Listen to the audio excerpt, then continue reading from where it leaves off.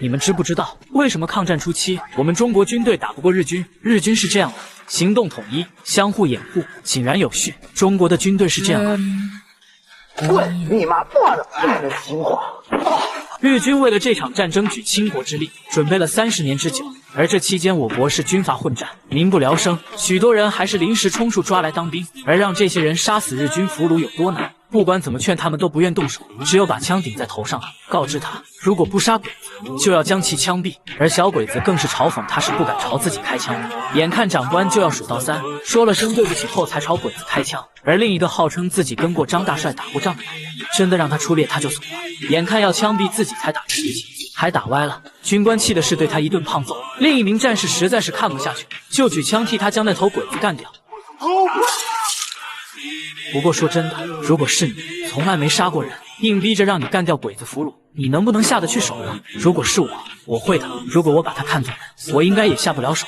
而对方只是吃人无数的豺狼，只要这样想，抱着为民除害的态度，这一枪我一定会打出去，并且一定会命中要害。如果是你，你会怎样抉择？日军在4行仓库西墙外举着钢板做掩护，准备爆破墙体。我国守军为什么要绑着手榴弹跳下去，用牺牲自己的方式来阻止鬼子的计划？另外，他们身边不断的有战友阵亡，他们为什么不用战友的尸体绑上手榴弹扔下去？这样就能减少1名人员的牺牲。为了揭晓答案，请大家跟随镜头来到日军进攻4行仓库的时刻。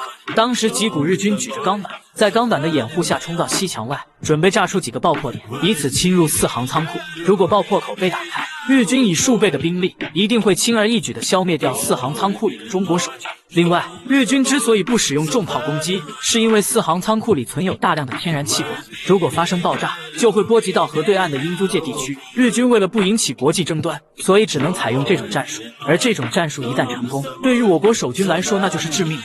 所以在通过镜子的折射发现日军的这一行动目标时，陈树生毅然决然地向领导汇报情况后，就绑满手榴弹走了过去。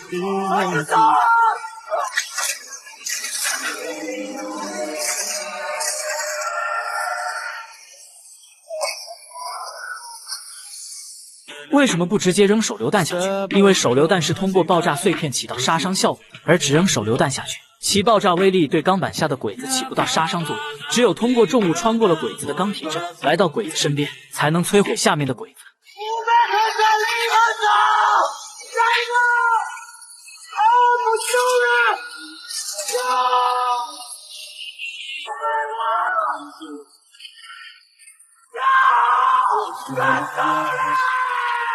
而为什么不用其他战士的尸体绑上手榴弹扔下去呢？因为在我们中华血脉里，都是尊重逝者，没有经过本人的同意，自然也不会动他的尸体。宁可战士们一个个充当人体炸弹，一个个的去送死，也会保留对战士尸体的敬意。这是中华民族以民为本的道义，这也就是我们中华民族不同于一些思想低劣民族的显著特点。这也成为我们中华民族如今又能重新站上世界之巅的根本所在。你知道在4行仓库防御战中，为什么一定要升起旗帜？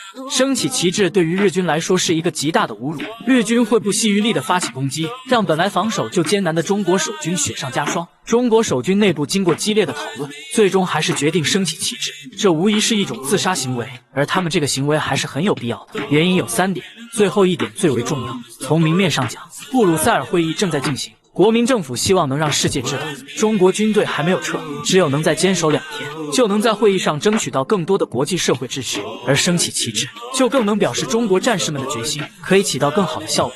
而这条最终还是没有能实现。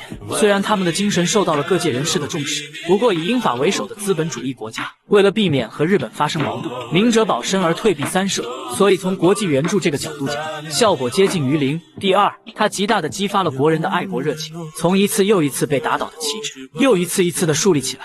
战士们几乎是在用自己的血肉之躯捍卫着这面旗帜。中华父王，为人民做事。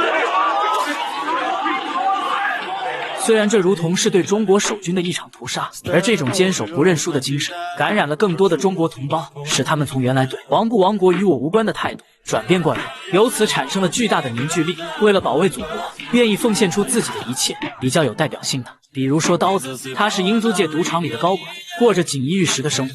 他原来极其讨厌守护4行仓库的军人，认为是他们引来了鬼子，给他们这个平静的世界带来了战争。而被中国守军感动后的刀子，他愿意奉献出自己生命来帮助4行仓库里的守军。当看到需要将电话线送到4行仓库，他主动请缨，冒着鬼子的枪林弹雨，宁可在最后1秒奉献出自己的生命，也要完成这个非凡的使命。这就是集体意义上的一次蜕变。